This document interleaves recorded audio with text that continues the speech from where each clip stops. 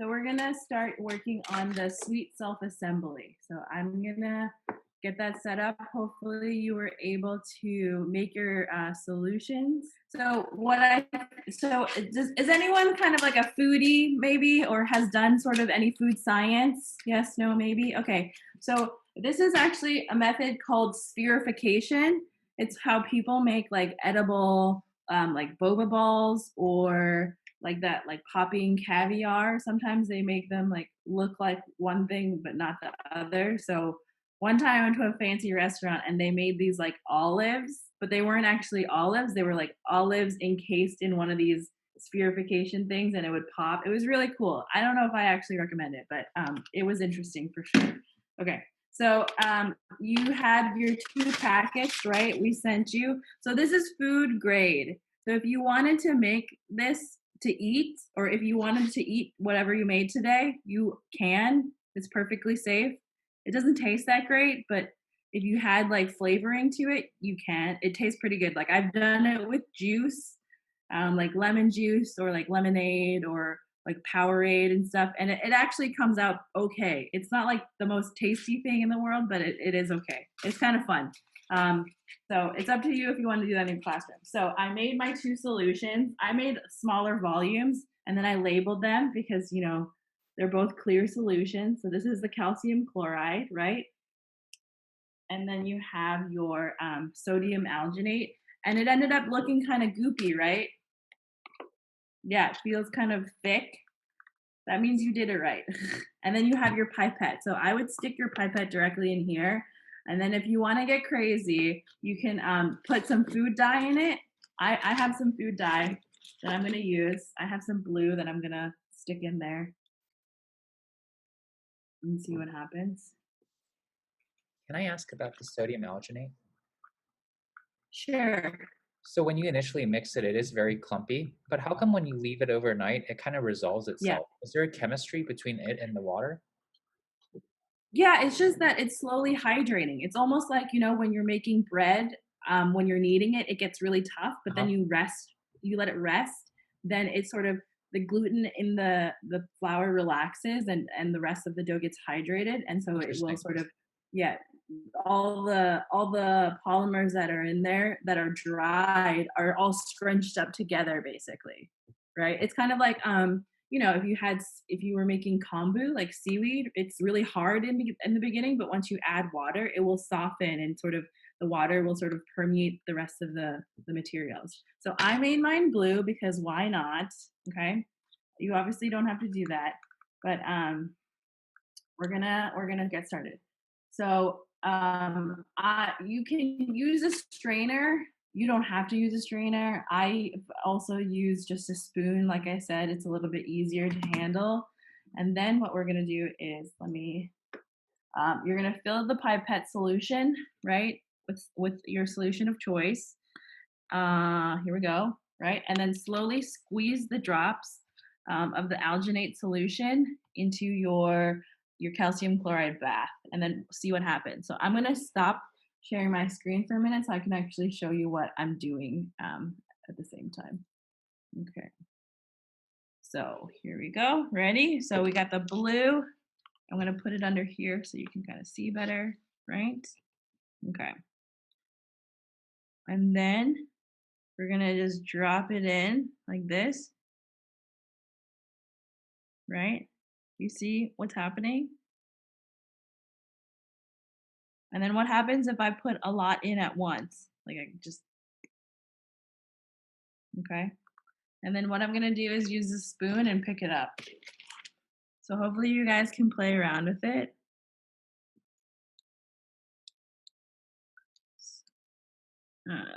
Let's see. So oopsies, they're kind of hard to pick up, I guess. Come on. All right. So right, do you see this one? So my It's a daughter little ball says it right looks here. like Fruity Pebbles. Fruity Pebbles. Okay, I made mine interesting. with orange juice. Oh, nice. Okay, so yeah, see, they make these tiny little balls. You can definitely eat them.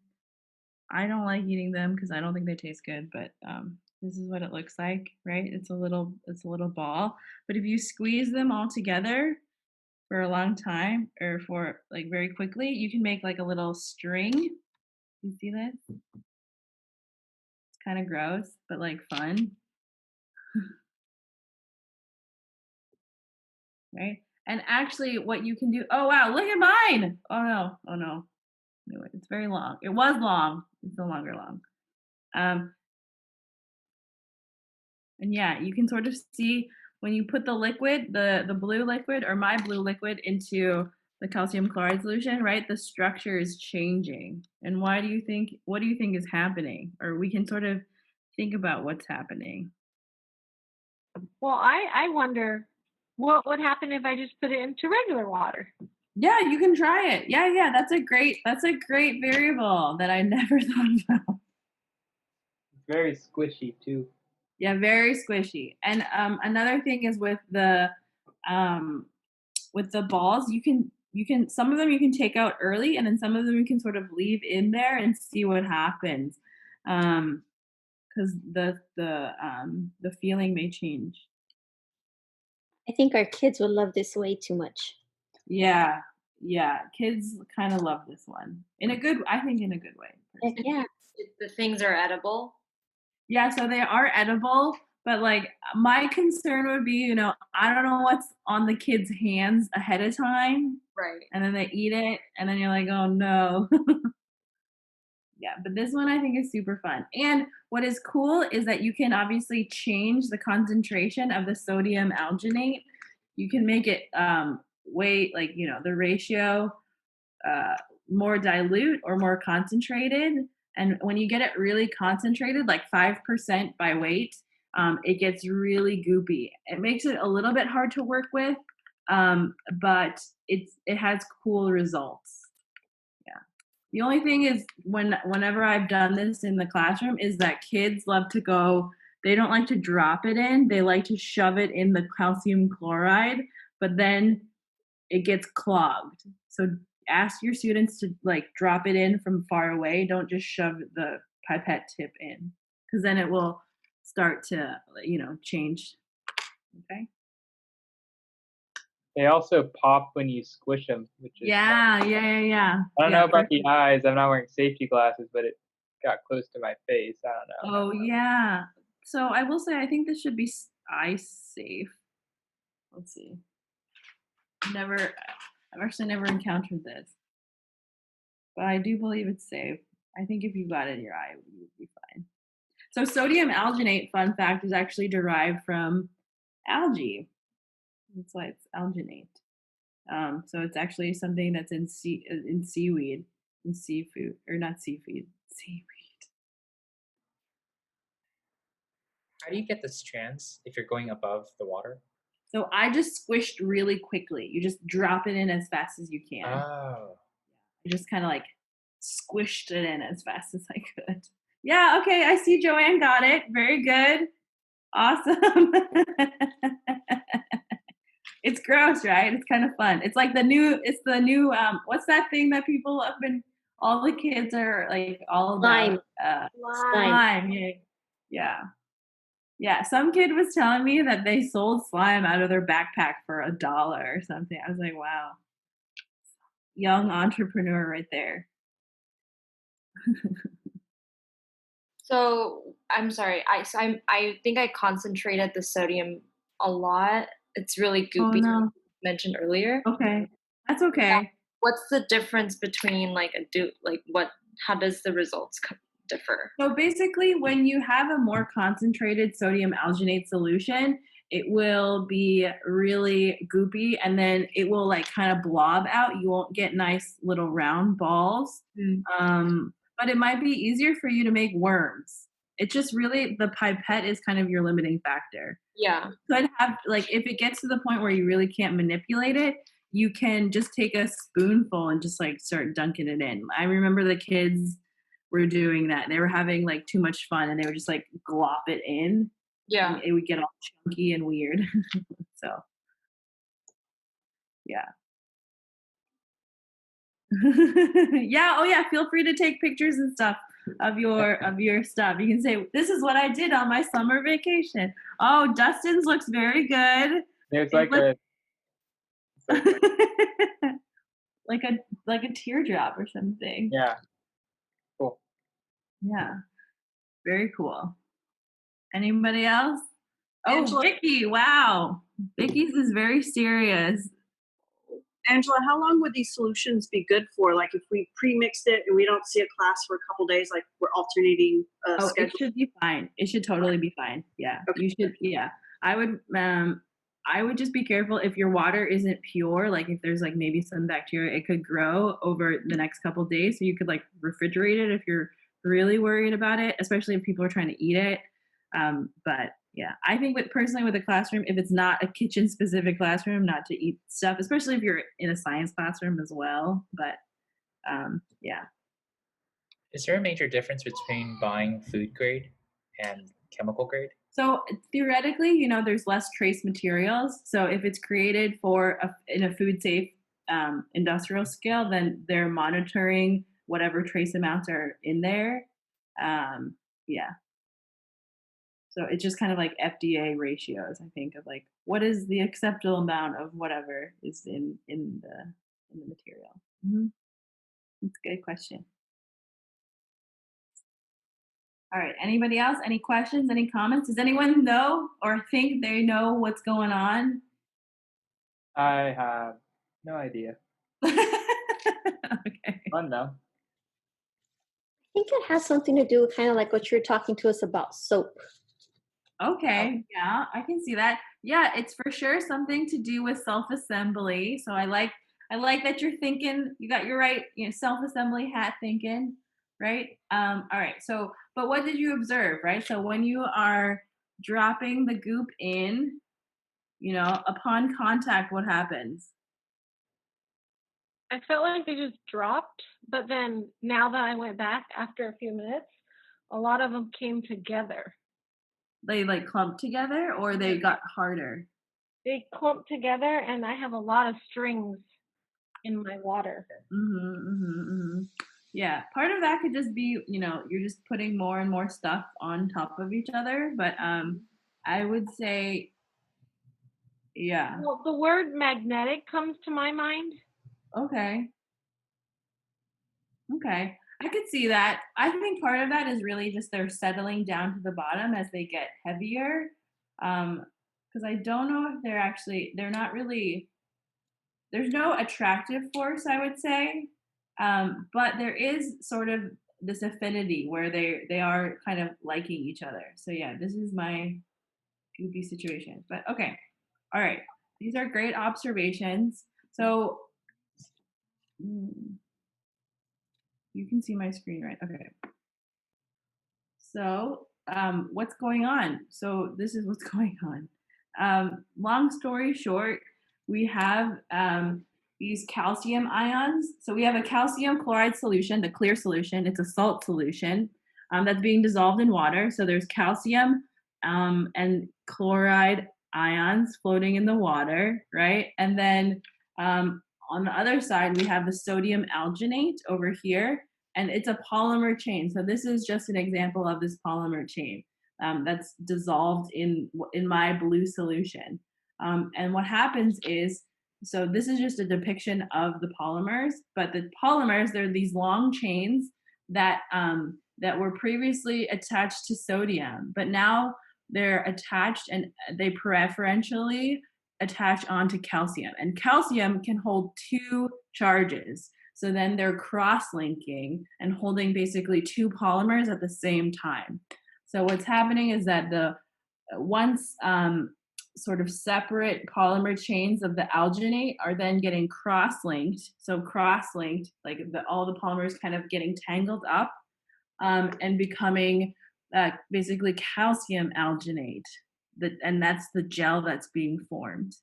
Does that make sense? Yeah.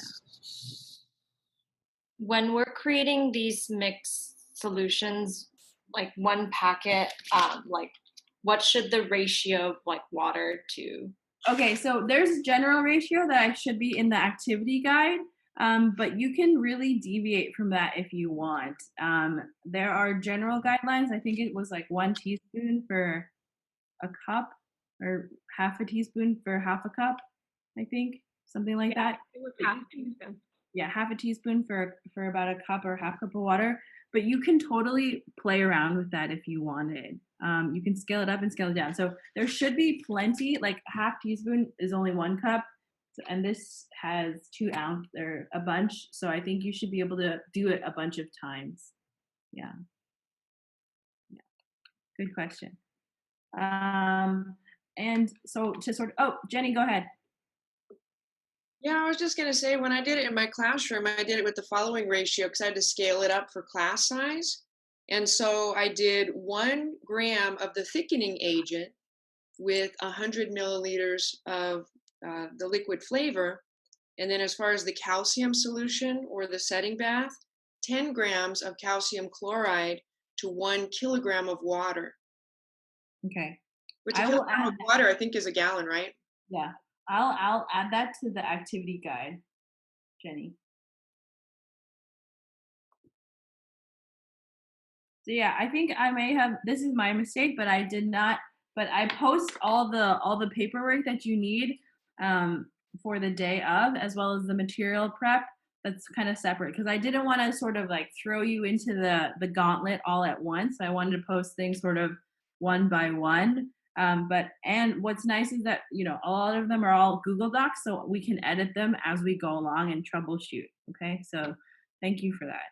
Yeah. The other thing too is that what we're doing right now is experiencing it as a student. And then later on in the session this afternoon, when we talk about the teacher ideas, we can get into some of the logistics of how do we do this for our students in the classroom. Yeah, exactly.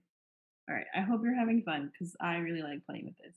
It's kind of gross. Okay, all right.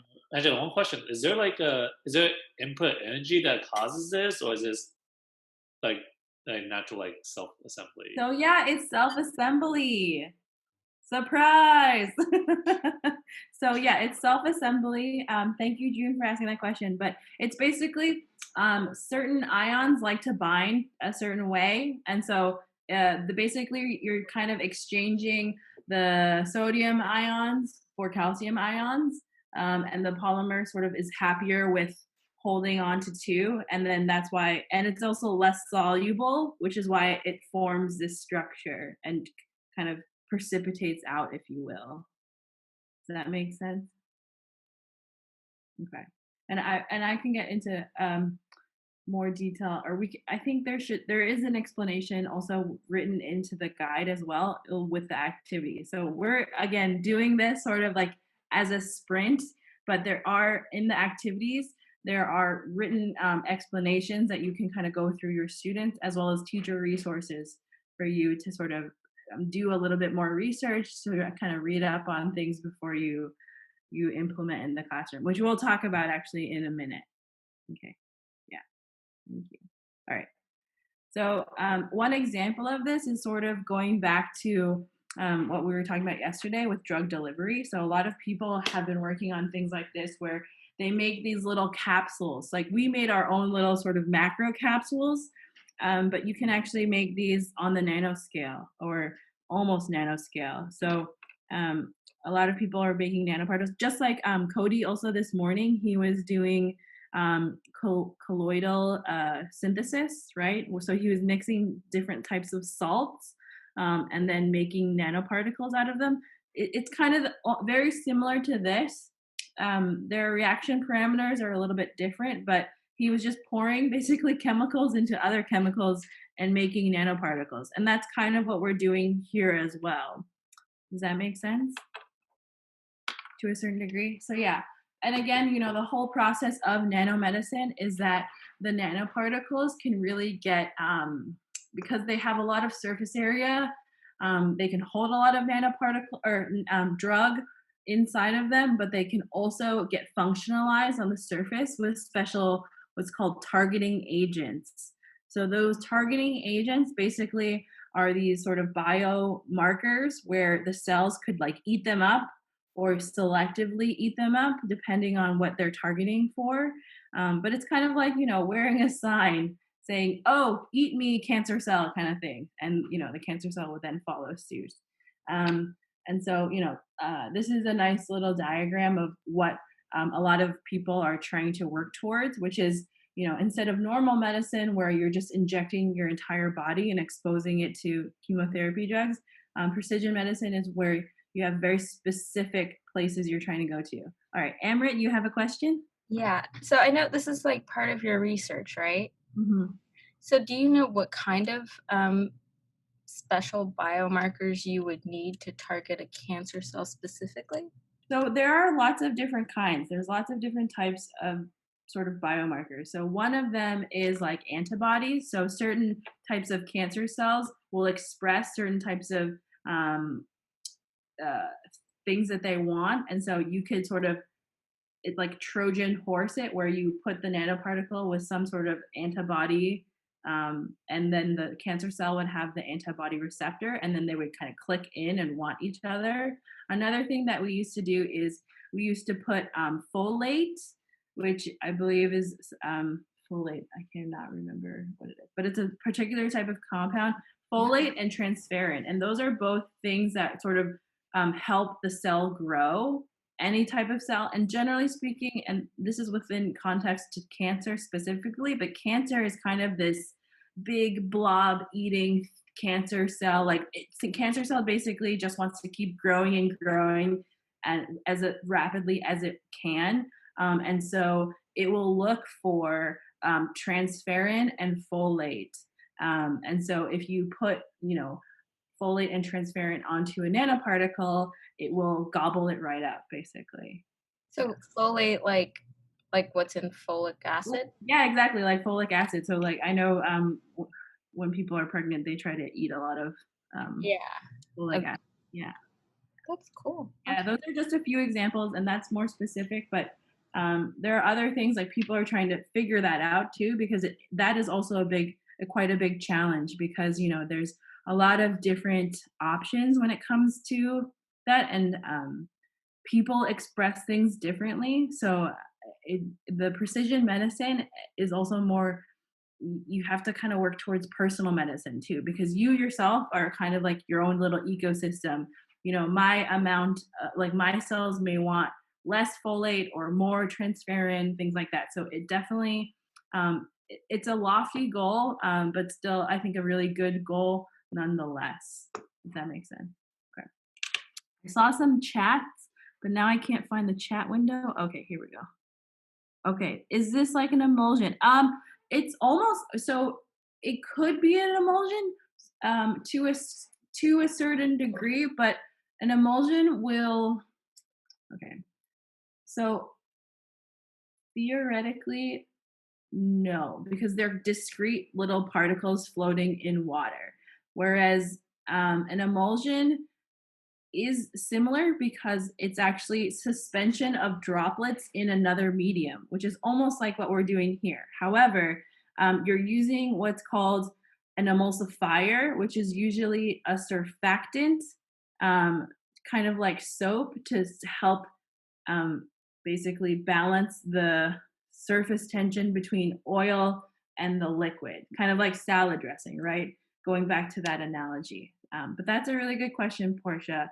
Actually, random fun fact, like milk is an emulsion. So milk is a suspension of milk fat, and protein, and milk protein, in a suspension of basically water, which is the whey. That's how kind of you make cheese. You can break that emulsion by heating it up and denaturing the proteins. So yeah. I have a clarifying question. Sure. So did you say scientists are specifically using calcium alginate to develop nano capsules? Not specifically sodium alginate. Sodium alginate is more for food. I actually don't know of any particular study going on with them putting it into bodies, but they do make nanocapsules, but usually it's with something that's a little bit more bio-friendly. This, I don't know actually what would happen if it got injected into the body, but I do know of different types of polymers. So one is polyethylene. I'll have to look it up, but there are a bunch of polymers that they do work with. Yeah. Do you happen to know a name of like a drug that's being used today that's a nanocapsule? Yeah, so doxorubicin is a really popular anti-cancer therapy drug. I will find it and show it to you, but it's actually FDA approved and has been used for quite a while. Yeah. And then I have another question. Thank you for answering this. No, these are good questions. And I guess for teachers that have done this lab in the past, like maybe Jenny, you can answer this question. Like how, in what context have you used this lab? Well, this lab is an example. It's a different kind of example of self-assembly because we're basically just combining two things and they assemble in a certain kind of way. And in this particular case, it's assembling into like a little gel ball, like the bobas, or in the little worms, whatever configuration we want that. And so the photolithography is one way of describing how we manipulate materials, but this is another example. And even though Angela said it's not the exact ingredients that are being used for the nanoparticles for nanomedicine, it's the concept that we can allow the kids to mess with so they can understand what's happening in the research field with regard to manipulating materials. So it's our way of allowing the kids in the classroom to experience that phenomenon. Okay, great. These are all really good questions. Anybody else?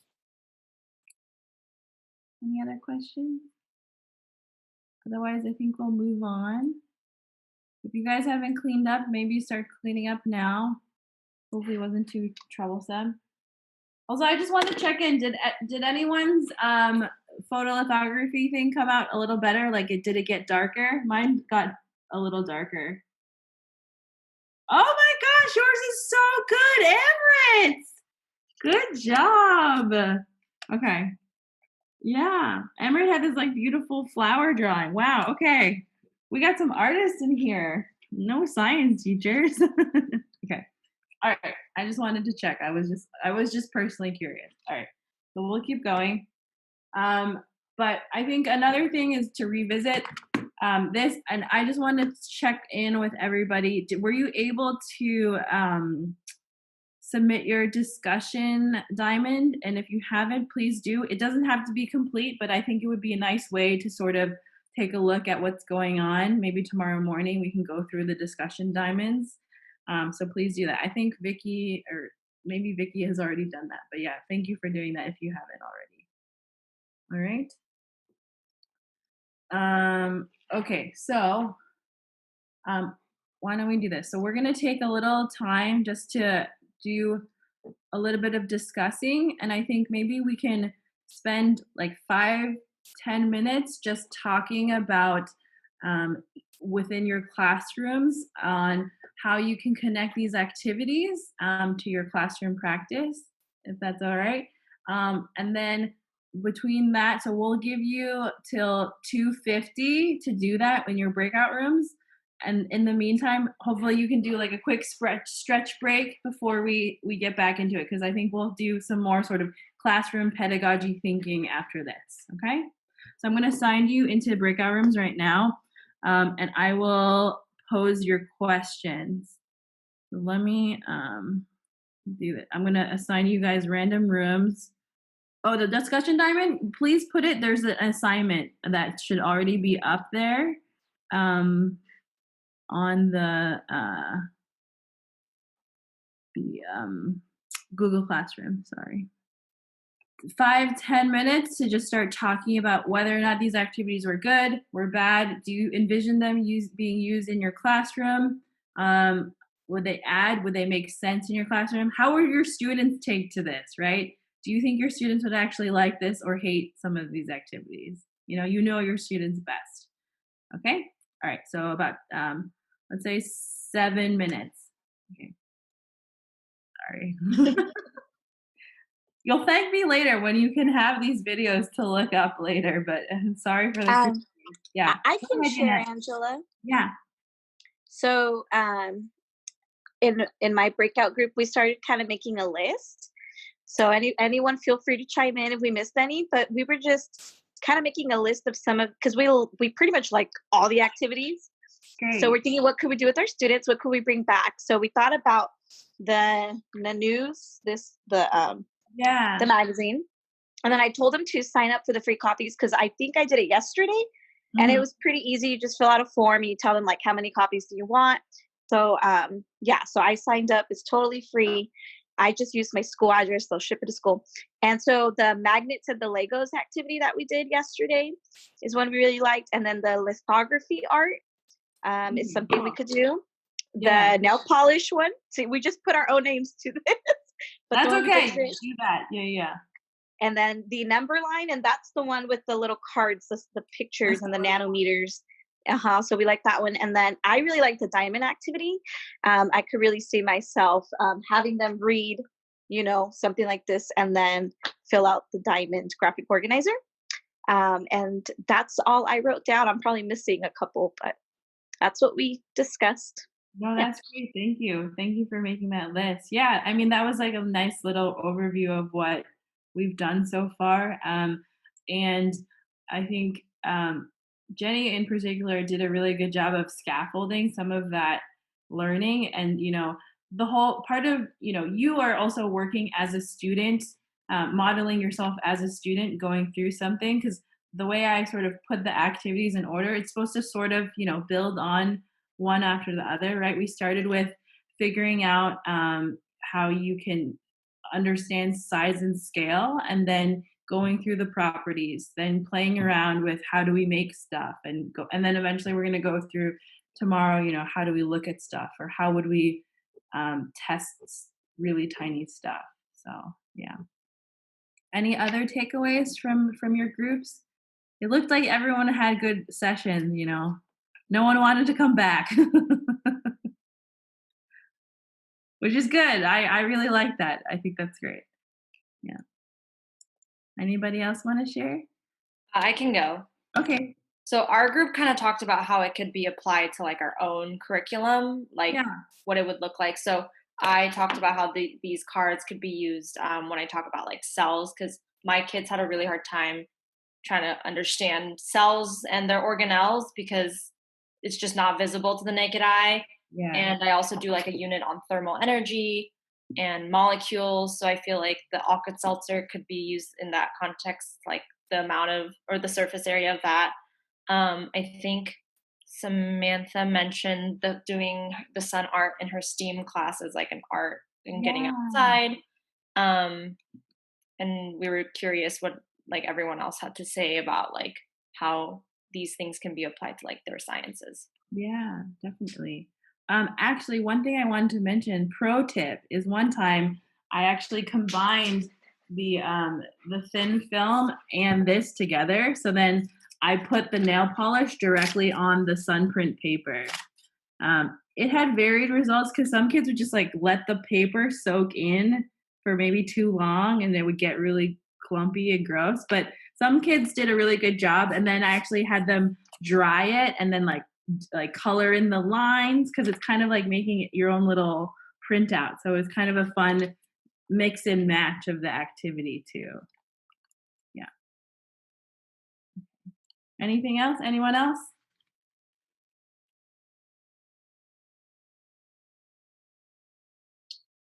Okay, so we will, okay, well, thanks for that. So why don't we take 3 minutes and we'll do like a quick stretch break, because then, we only got 30 minutes left. That's the home stretch, so we'll just do a quick little break. Anyone needs to use the restroom or do whatever you need to do. I don't know what happened to the chat. It just disappeared. I was trying to copy the spherification ratios. Okay, I will copy that into the activity notes, so don't worry. Okay. Yeah. Okay, thank you. I'll do that right now, actually. All right, so we took our little break. Is everyone back? Mostly back? Okay. So I wanted to talk a little bit about equity in the classroom and what it looks like.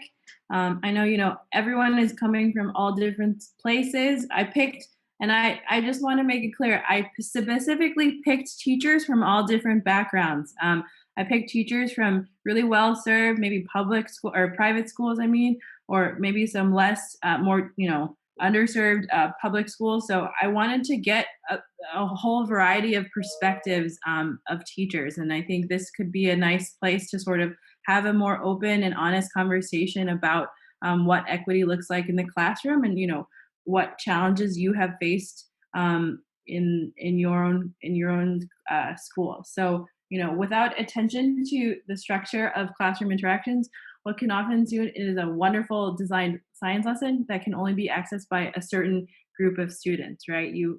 As you get as you see, like this is a really nice figure that I like using, or like to look at, where Angela? equality is.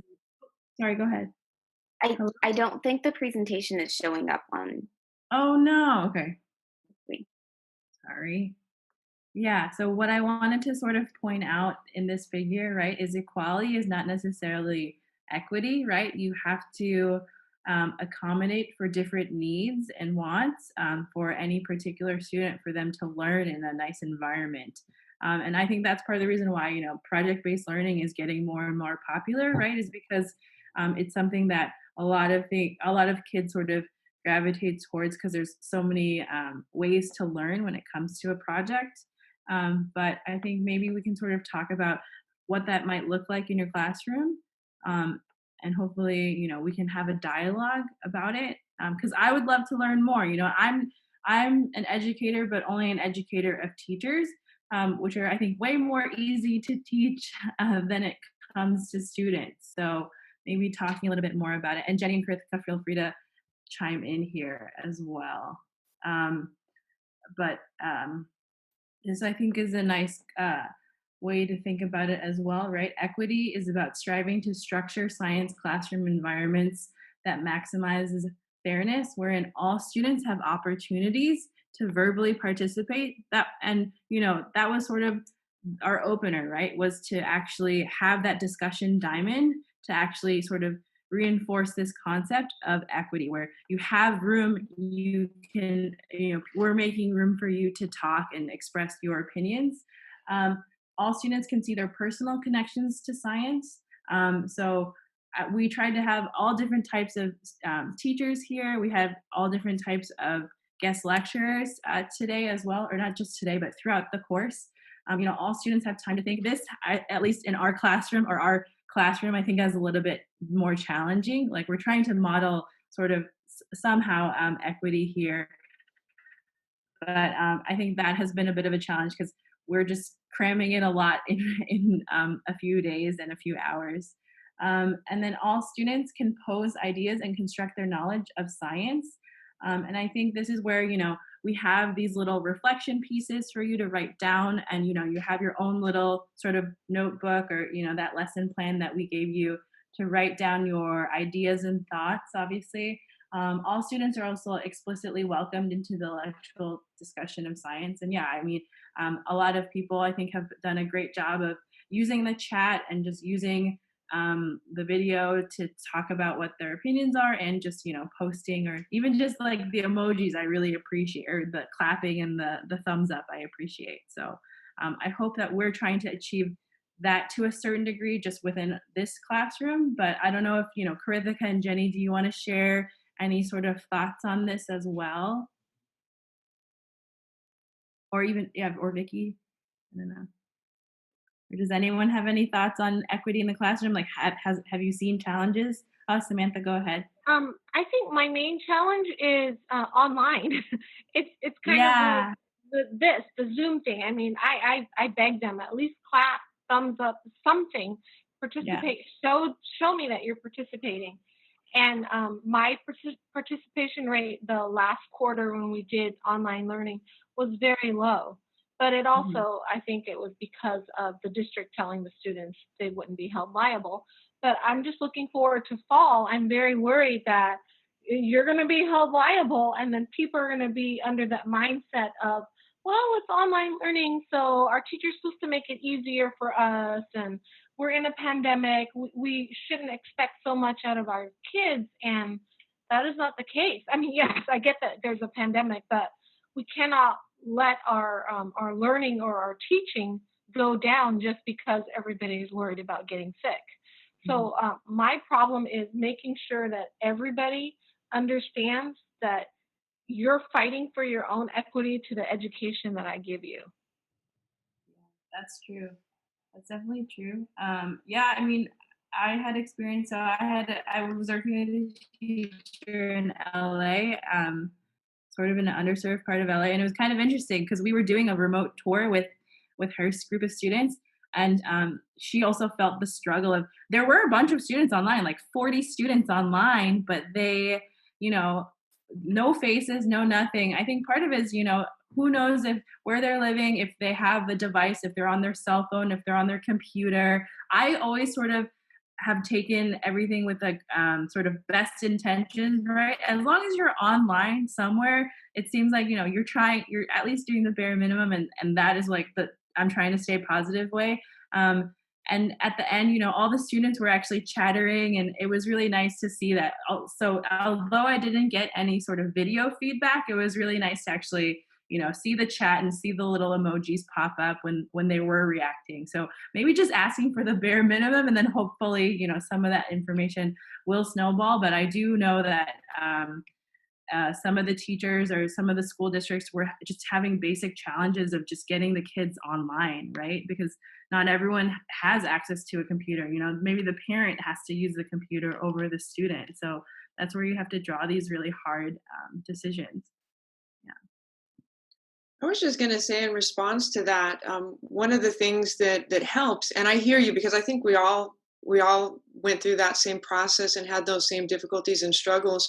What I found is that I relaxed some of my requirements in the sense that I became a lot more flexible in the way kids could participate.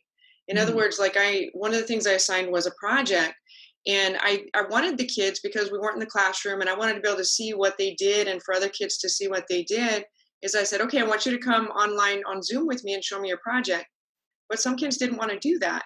They said, well, can I video it myself and post the video? Or can I take pictures of it and do a write-up that goes along with the pictures?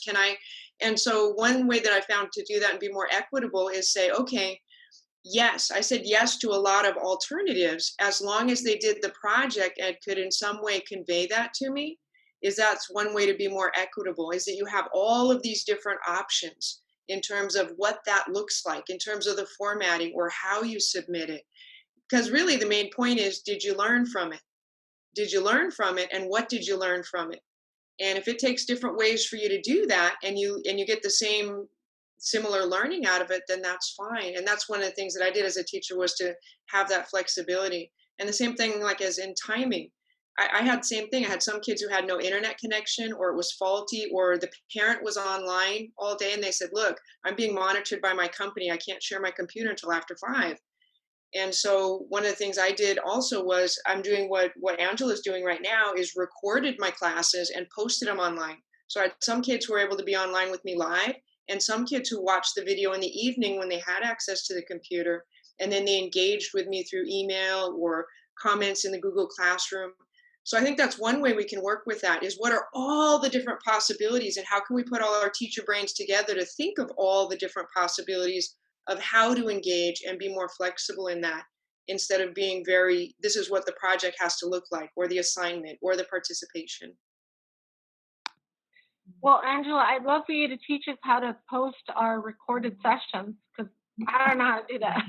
Okay, well, I'm learning too. So yeah, we're recording. I think I'm going to spend later today to post today's recording and yesterday's recording. I'll probably post them on YouTube actually. But I can spend some time going over that with you as well. But just to move a little bit forward, so this is CSET. So CSET is a department on campus, the Center to Support Excellence in Teaching. I won't go through this in a lot of detail, and obviously you can read through some of this yourself. But some of the things that they are really try to follow are under these 5 principles, right? Classroom culture, where you are the facilitators in getting the kids to engage and learn. And so figuring out that relationship. I know this was really hard, where you had your classroom in person, and then it got suddenly ripped apart and you had to be remote. So maybe, I don't know if you have any advice or learnings from, developing that classroom culture remotely. I think we're trying to do that here by having these discussions and having room for us to sort of discuss things as much as you want. Like, I like it when you interrupt me. I think it's really nice.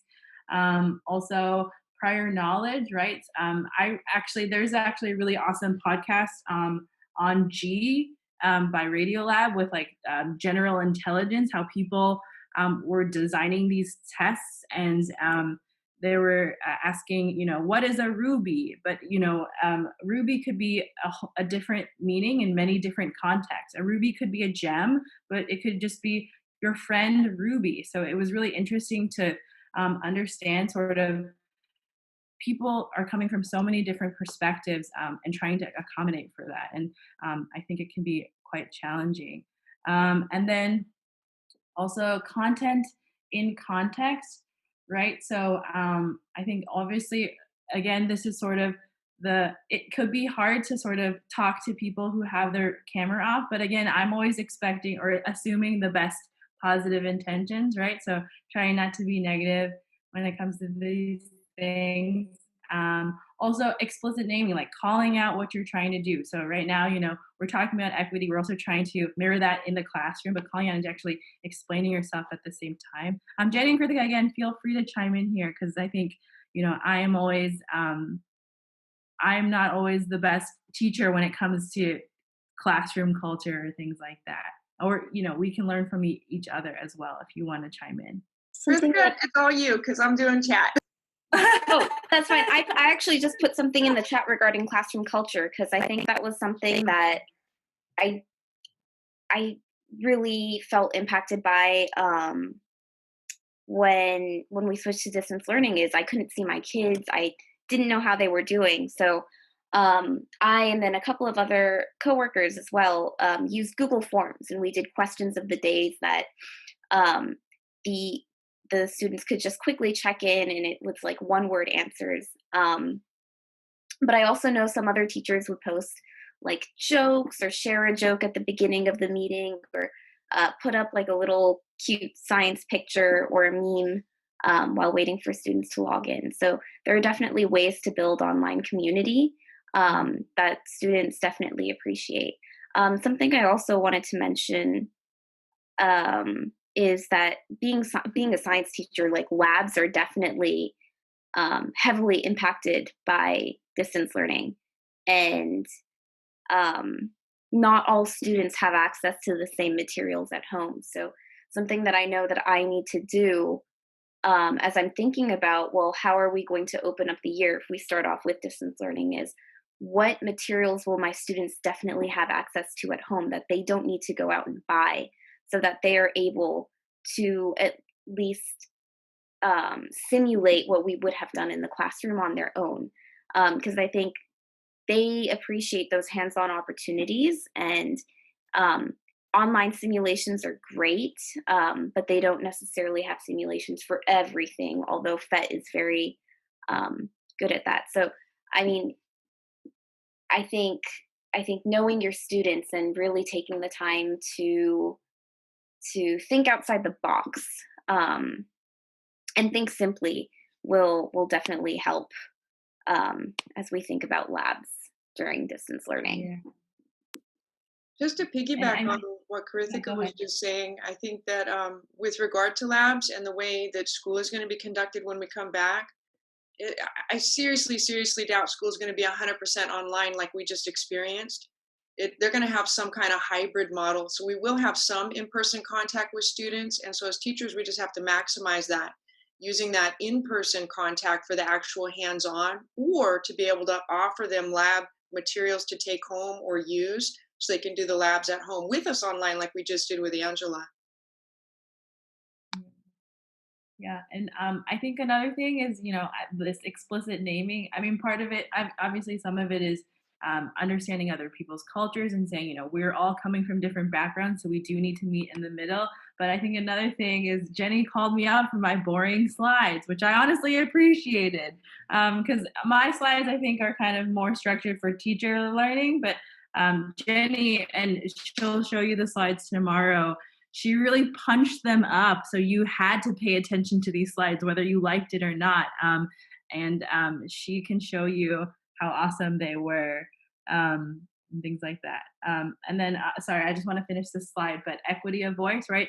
Engaging all different types of voices, all types of opinions. Obviously, these opinions need to come with a lot of respect behind them when you are having maybe a more difficult conversation. But yeah, so I think these are some nice sort of things to sort of go by when it comes to working in the classroom. And, you know, like the internet is a hard place where, again, you know, there are all these people who it's easier to comment and criticize behind your keyboard, right, versus doing that in person. So I think looking towards equity, especially in an online space, is going to be quite an interesting thing to navigate, right?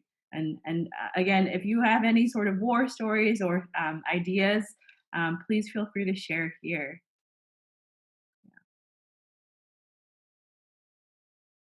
I think that a big part of being successful in any kind of classroom is just making sure you have a safe environment and calling that out. Yeah. You have to say this is a safe environment. So your classroom culture has to be safe for me to say what, and to joke around and be myself, but it also has to be safe for everyone to be themselves and to make mistakes. And so when I was doing my Zoom meetings and I had things that happened, because a lot of crazy Zoom stuff happened around here, I would laugh. And the kids know I love them. And hey, Rebecca, I can see you're watching video games. Turn that off. You know what I mean? Like they know me, I know them, and we're not going to start off the year with that already. So that might make it a little tough. But as long as you know that you're a solid and that this is a safe environment, then they'll jump in with you. I think that's kind of been the basis of a firm, fair, consistent classroom. No, that's really good. Yeah. Anybody else? I have something to share. Kind of, if you like, so like, if you teach like a history of science or like just how the development of like scientific theory and everything, like I think it's very important to like point out like all the injustice and like things that have gone wrong in the past. Because I remember like my first year teaching and like high school biology, like we're learning about like Charles Darwin, and like this like African American female student was like along the line of saying like, this is just what some old white man said in the past. How do I know it's true? And that kind of like, that's a very like really thoughtful like thought there. And it's just like understanding like science is built on like a lot of it's built on like white supremacy and like male patriarchy. And so like to dispel some of that with like different narrative is very important as you teach science. So like I remember like during distance learning, we're learning about like diseases, like about Edward Jenner, you know, how he developed the vaccine and how like messed up he was. He didn't credit the milkmaid who like he got the idea from, or he was testing on his gardener's son without the child's consent. And I was like, it's kind of like all those messed up like things in history related to science, very interesting too. Yeah, no, I think that's a really good point. Thank you for sharing. Yeah, obviously, especially, you know, academia, we have this ivory tower perspective, generally speaking, and unfortunately, a lot of old white men who are sort of leaders in science. But obviously, we're trying to push back. There's actually another example. I think I'm misremembering this, but a lot of medicines were only tested on white people, and they were not tested on people of different races. And so that's also another really interesting thing where obviously we're trying to do better. We're always trying to do better. But yeah, commenting that out and saying, you know, what in the past was wrong and, you know, how we can move forward with that, I think is also a really good thing to mention, right? So thank you. That was really good. Yeah. Anyone else? I like this discussion. Yeah. This is slightly off topic, but the Exploratorium has After Dark Online. They have an upcoming event on racism in science. So if you are interested in that. That's in the chat. Okay, yeah, Karthika put in the chat. Thank you for sharing. And I can post that as sort of like the end of day notes and stuff. Yeah. But yeah, okay. So I know we're running short on time. So I think another thing, and this is, we can sort of group this into the homework. So I'll run through these slides a little bit, but I think questions to really consider as teachers in general, but obviously as part of your lesson planning as well is, what does equity look like in your classroom, whether it is the in-person version, the virtual version, or some sort of blend of that, right? Maybe some kids can't always come to school on those certain days. Maybe they don't have the transportation. Maybe they can't log in. So how would you try to accommodate for some of those changes? And again, this discussion of how to foster classroom culture, right? I mean, it has been a really interesting challenge. I live alone. I am used to seeing my colleagues every day. And it has been for me a personal struggle of just trying to get to know them sort of virtually and just not be feeling so isolated, right? And then again, going back, how is it going to look like in the future? Like, what are we going to do in this remote learning session? Maybe we can take advantage, right? Jenny and I were actually brainstorming, some of it and kind of what we're doing now where I only have 4 hours. I don't want to ask more of you because I could not bear. I mean, one of the teachers actually that accepted told me, as much as I want to attend your class, I could not think about doing any more online Zoom. And I said, I totally respect that. And, I hope you come back next year when hopefully we are in person. So I definitely applaud all of you for actually coming here and sitting here and attending and participating. So there's that. But I guess what I'm trying to say is, how are we trying to be flexible while trying to still, do some solid teaching? So maybe spending some time thinking about it, writing something down. If you want to post it, please obviously feel free to share, but if you want to keep it private, you're welcome to do that as well. But I think sharing will sort of help with our community building and things like that. Okay, so we're trying to round out the day. So right, for going back to your classroom template, right? So please fill out your day one questions. If you weren't able to write them down because everything was a little bit fresh and new, please feel free to do that today. And then day two questions. So what lessons from today's session did you find interesting? Is that something that would fit into your units? And then is your storyline falling into place? Maybe the different parts. I know Joanne was mentioning certain parts of her curriculum her kids had a hard time with, so the nanoscience might supplement. That was a really nice idea, I think. So sort of how are these activities either falling in line or, are you going to build out your own little nanoscience unit? Again, that's really up to you and what you want to do. The goal here is really just to implement one nanoscience activity. So that's really up to you on how you want to write that into your classroom curriculum. All right. And then again, just to round it out again, is day one, we talked about, the nanoscale materials. They're very small. They're very unique in properties. And because they have special properties, they have many different applications.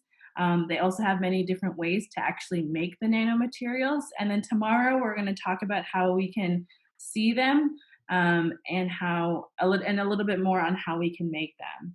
And obviously, the big idea is, nanoscience is a quite important topic that sort of infiltrates all different types of sciences. All right. And then again, before you guys leave, please do your gots and needs. So it's this link here. It should also be on your classroom stream, hopefully in the next few minutes. I'll post it if it isn't. Oops. And then tonight, your homework, or again, to get to our certain amount of hours for continuing ed credits, is you can watch one of two videos, or one is a set of videos. This is actually something that was created by the National Science Foundation, and it's a whole series of really cool videos on all the sort of types of nanotechnologies. And, this is something I know you probably don't want to look at a screen any longer, but they're actually really worth your time. They're really interesting. And the other one, The Strange New World of Nanoscience, it's narrated by Stephen Fry. He's a British actor. He's an awesome narrator. The video is really good. At one point, I was kind of putting it on the background, and then I ended up watching the whole thing. Just like I was like folding laundry, and then I really just watched it. I stopped folding laundry. So they're both really cool videos, or sets of video. One's a set of videos, but they are worth your time. And you can watch them with your family. They're really easy to understand too if you have kids and stuff. And then if you can, post a reflection answering the following questions and in your own words, right? So what is nanoscience? What has nature done that nanoscience is trying to mimic? And then, how is nanotechnology beneficial? Or, what might be its drawbacks? And that's a little bit more introspective. And then obviously the last part is work on your lesson plans. And then again, if you want to partner up with somebody, maybe you've been talking or, you found a good connection with some of the things that you've been discussing, feel free to reach out to one another and make a lesson plan together as well. Angela, one question about the presentation part. You just want to talk? What can I do? So it's up to you what you want to do. It could be a document that you present, or it could be a set of slides that you want to present. It's up to you what you want to do. And so we're going to try to get through everybody in the afternoon. So you'll talk for maybe 5 minutes or so. We'll play it by ear. Yeah. So the homework is there a place to post this reflection, or? Yeah, it should be. Let me show you. So in the Google Classroom, it might be maybe hidden, but you can actually post comments in each of the assignments. So you can just put them on the assignments. Can you still see my screen? Hopefully. Yes. Okay. So yeah, you can. So for example, the homework here, you can view these. Oh wait, no. Mine might also look a little different. Hold on. Let me show you. How do I? If you open the individual assignment, Angela, you can add a comment to your own individual assignment. Yeah, how do I? So go to view assignment. Okay. And if you're actually within the assignment, you can post a comment. Right now you're looking at everybody's, but when you're in your own, you can post a comment on the bottom. Oh, see, I'm still learning as well.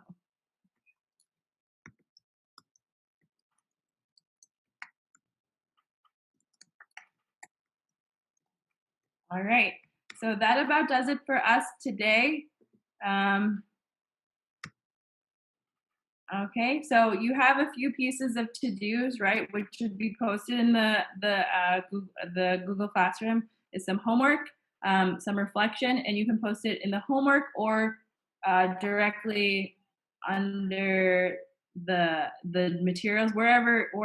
No matter what, I'll get an email. So I'll see it and I'll aggregate that. Okay, and if you want to just directly email me, that's also fine too. So you've got some homework, the lesson plans. And then the discussion diamond, if anyone has done that, right? And the gots and needs. So gots and needs, discussion diamond, and homework. You got 3 things. All right. So other than that, I will see you guys all tomorrow at 10 a.m. Okay? All right. Thank you, everyone.